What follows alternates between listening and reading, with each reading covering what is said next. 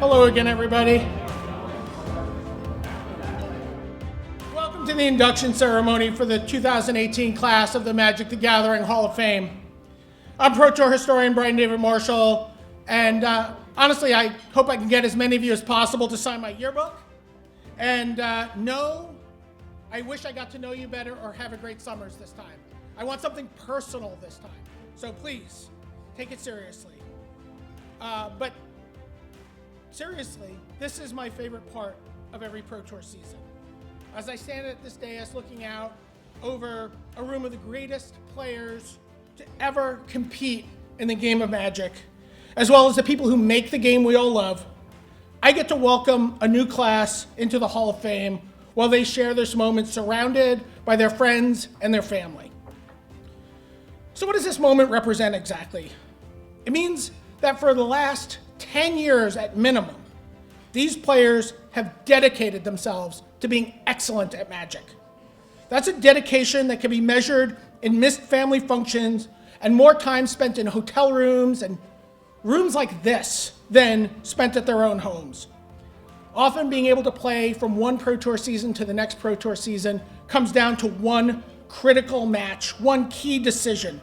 And for 10 years, these players have found the correct line of play in high-pressure situations.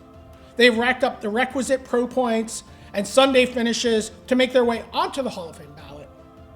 But it's more than just those finishes and elite play skill that makes someone worthy of inclusion into this august body and the votes of their peers. Integrity, sportsmanship, contributions to the game, these are all listed side by side with just being flat out great at Magic. And when it comes to the Hall of Fame criteria, both of these players today check all of those boxes. Each member of this year's class has been playing the game since they were very young. They both launched their Pro Tour careers with wins at the Grand Prix level. They've both assembled amazing teams of players around them. One is the type of deck builder who comes along once in a blue moon. And he takes great pride in making his teammates cry when I spoke to him about his greatest accomplishments. The other is someone who has simply been an unstoppable force on the Pro Tour since his breakout finish just a handful of years ago, which may or may not be timed with the birth of his daughter. I'll leave that for him to explain when he comes up here. And don't worry, if he's not quite ready to come to the stage on cue, Pascal, you're here to escort him if we need it. Pascal Maynard. So after devoting countless hours to play testing, to consuming and creating Magic content, finding those correct plays, and waiting on the ballots of their peers, these two players were finally selected to receive the game's highest honor. And it's my great pleasure to introduce you to the 2018 class of the Magic the Gathering Hall of Fame. Hong Kong's Shi Tian began playing Magic as an avid drafter at his neighborhood card shop. Later, as an exchange student in England, he decided to try his hand playing at the Grand Prix level. In 2008, armed with a Kithkin block constructed deck, he won Grand Prix Birmingham and officially graduated from the local draft queues to the global Pro Tour stage. For me, he's really this guy who shows up to the Pro Tour 4 times per year and always has the best deck.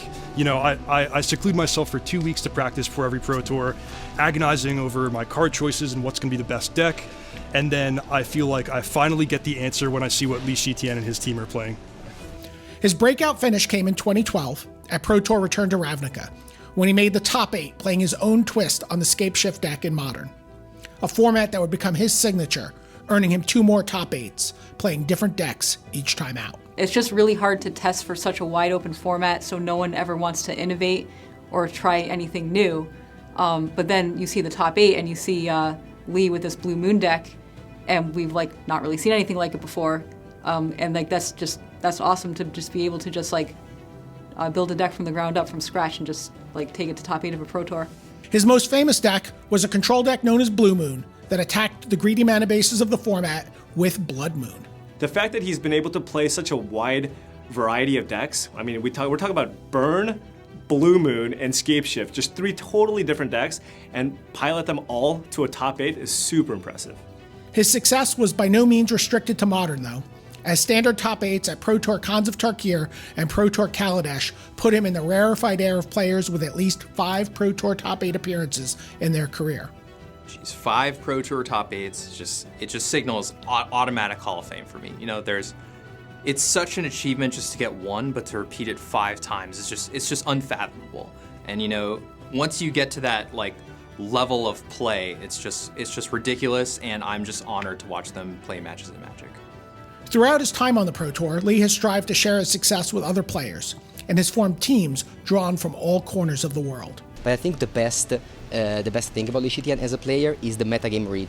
If you see all these 5 PT top 8, he always has a deck that's like great against the expected metagame, or like he breaks out with some like crazy combo deck that he came up with. So definitely the metagame read is something that Shi Tian has better than anyone else I know. Those teams have provided the support network for top 8 success for players from America, Italy, Hong Kong, and Spain in recent years, something Lee cites among his proudest achievements in the game. Lee really cares a lot about his friends in the team. You can see that when you're there. Everyone, please welcome to the stage from Hong Kong, Lee Shi Tian.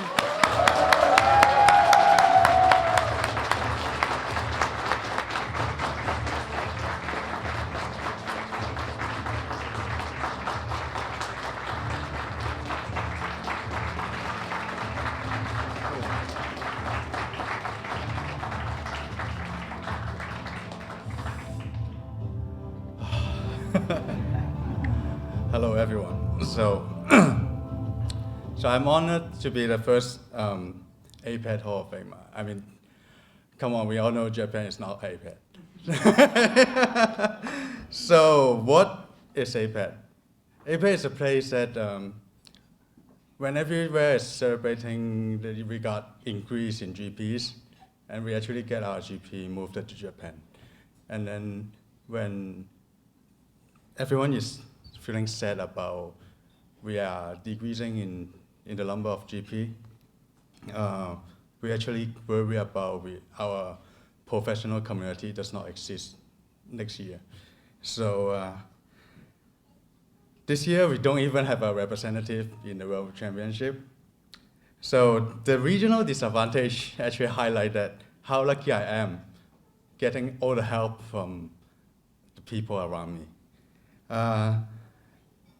Today, I wouldn't end up standing here with my arguably subpar play skill among all the Hall of Famer, because I'm only the metagame reader. So I would like to thank them today.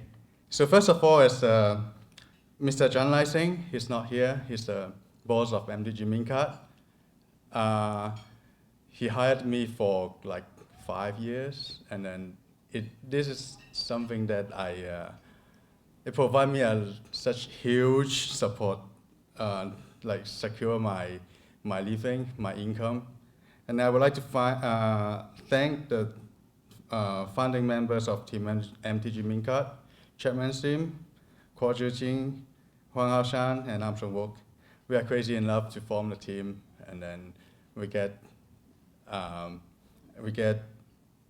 sponsor from MTG Mincard, and like this is something that never happened before, and then I thank them for believing in me to have such a crazy ideas. And then next, I would like to thank Tomoharu Saito. The current team wouldn't exist without your help. Like I never seen anyone who has so dedicated their life to Magic more than you. So I think the world should recognize about it. And I would like to thank my current teammates, Sen Takashi, Andrea, Simon, Yami, Javier, Kelvin, Jason, Kakano, Jeremy, Eduardo, Raf, and Anthony. Like forming this international team is one of my biggest achievements. We almost had to disband the team after last Pro Tour. As like most of us cannot commit to the, just cannot commit under the system. So, but now today we have a current world champion among us, and then we have we have the current world champion, and then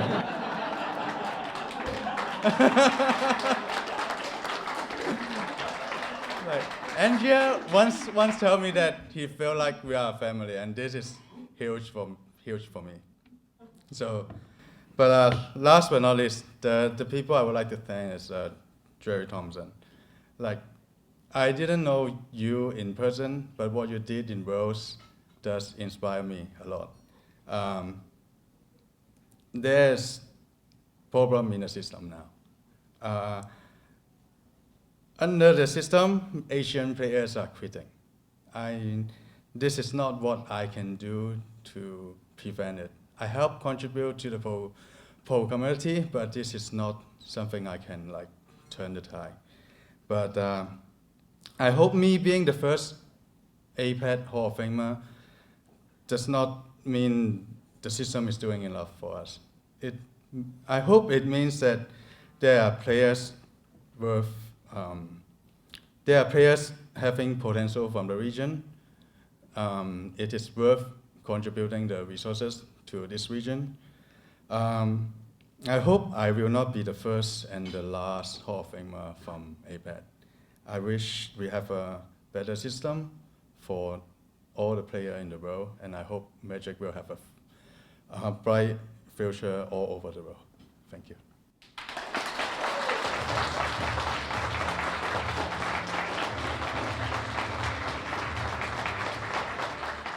Seth Manfield of the United States found himself drawn to deep strategy games as a young child, no doubt helped by his father's status as a bridge world champion. So what makes Seth the player he is his strategic mind.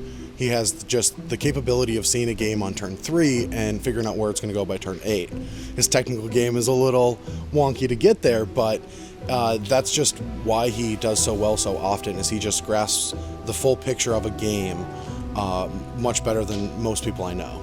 It was no surprise that he settled into competitive Magic at an early age, competing on the Junior Super Series and the hyper-competitive Mid-Atlantic PTQ scene. There are frequent times where I'm watching Seth play, and he makes a play, and I'm like, that just seems completely wrong. And then 2 turns later, I'm like, wow, his opponent had that one card that made that play actually the right play.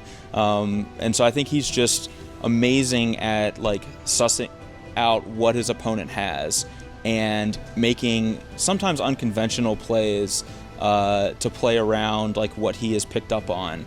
I think he does that better than almost anyone in the world. He won a blue envelope for Pro Tour Kobe in 2006, but was unable to attend.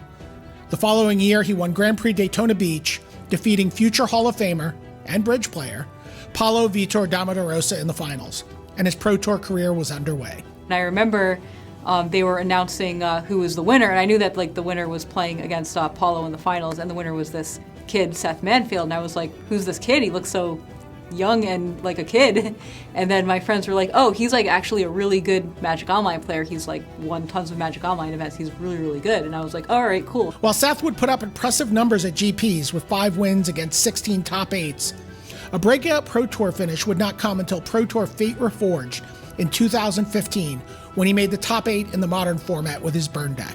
And all of a sudden he's just crushing the Pro Tour, and he hasn't stopped. And you know, of course his resume speaks for itself. He's got the top 8s, he's got the World Championship, but for me a really important indicator of whether or not you belong in the Hall of Fame is also just kind of being renowned as one of the best players in the world. And Seth has been one of the best players in the world for the last 4, 5, 6 years. Once he had that finish, there seemed to be no stopping him. I had the great pleasure and honor of competing against Seth Manfield for the Player of the Year title this past year.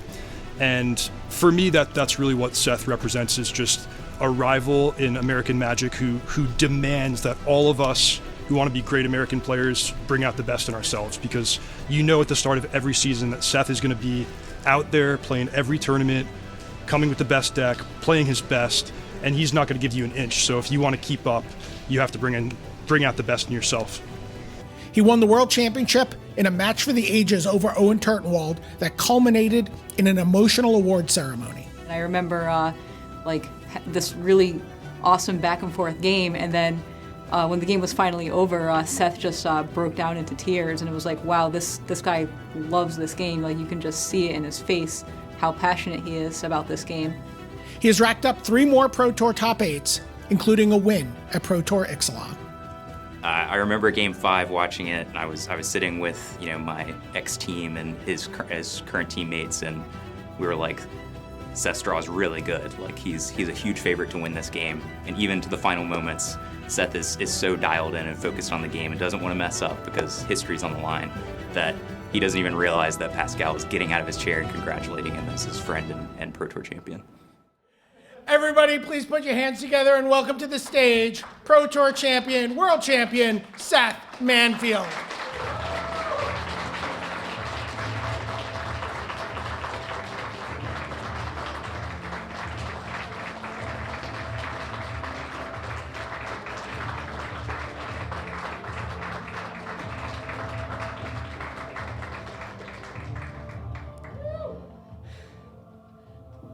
Standing here right now before everyone here, this is surreal. I wish I could thank every single person who has been with me throughout this journey to reach the Hall of Fame. And I want to just thank a few people. Sorry if you're not one of them. That doesn't mean I don't. I'm not thinking of you, but first of all, to my girlfriend and my daughter's mother, who is unable to attend this ceremony. She was planning to, but she ended up getting sick. Don't worry, she's fine. But thank you, everyone who has been thinking about her and my mental health, because whoever has been around me testing knows that my mental health is not the best. But I would also like to thank my daughter, my family, my close friends, my team, and TCG Player for helping, supporting me, surrounding me, being great people throughout this journey. I hear the saying, this is just a game. We hear that all the time. You're playing a game, maybe it's a board game, and you win or you lose, and you're like, it's just a game. It doesn't really matter, right? But to me, Magic has become so much more than that. I first started playing Magic when I was a little kid, and I was just at school, and I started picking up the cards, playing with friends, and it just stuck with me.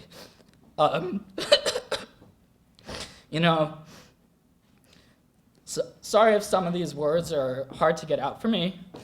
I know that Magic is something that sometimes a lot of the world doesn't fully understand. The fact that I'm a professional Magic player. You go up to someone on the street and they don't necessarily know what that is, And I'm proud of what I do, I love it. And I want to continue doing what I do, as long as I possibly can. It was a dream of mine when I was a little kid watching the Pro Tour, and I was at F&M, drafting, and wow, these guys are awesome.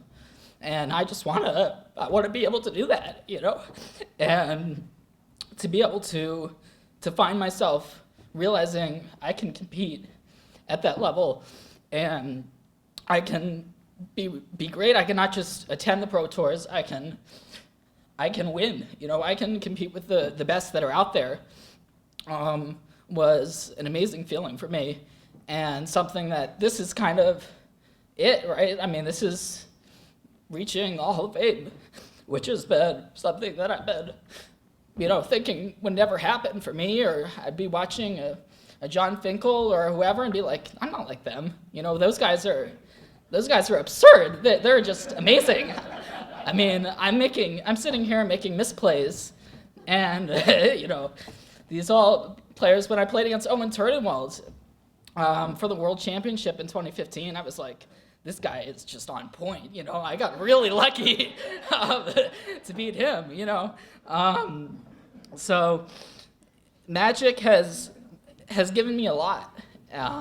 It has provided for my family, my daughter, and it is something that has stuck with me, you know. I like to keep the fun of the game.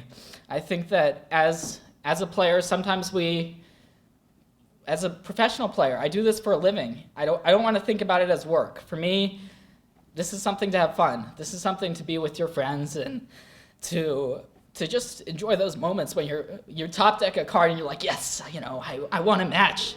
Or you're playing a unique card and you drew it and you're like, wow, that card is awful. Why did I put that in my deck? You know, but just all the moments, the fun, the camaraderie is why I keep playing. And I really hope that this is just the start of my journey as a professional Magic player, and that, you know, 20 years from now, I'm sitting where you guys are, and I'm watching some brand new inductees, and I'm the old guy who has been playing for forever and who just, you know, has been doing this. And part of me thinks that I'm in a family of competitive players. My dad was a world champion bridge player, and those are my genes, and it's something that I'm always striving to do better. I never want to give an inch in a match or in the Player of the Year playoff that I unfortunately did lose, but you know, it's been a whirlwind journey for me, and it's occupied almost all my life, you know, this one game. So for me, it's a lot more than a game, and it means a lot to everyone who I've watched and I've cared about and throughout my journey to get here. I want to say a big thank you to you guys. So thank you.